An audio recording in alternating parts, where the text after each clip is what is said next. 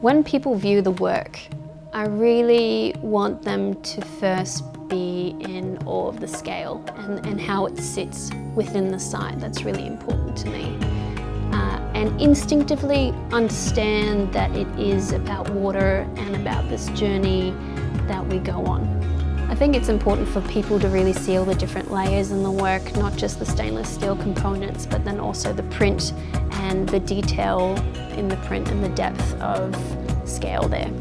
I think RACV's focus on supporting living Australian artists, both emerging and established, it's an incredible stable to be a part of, and I really feel that to be able to make such a large commission so early on in my career has been a beautiful process to be part of.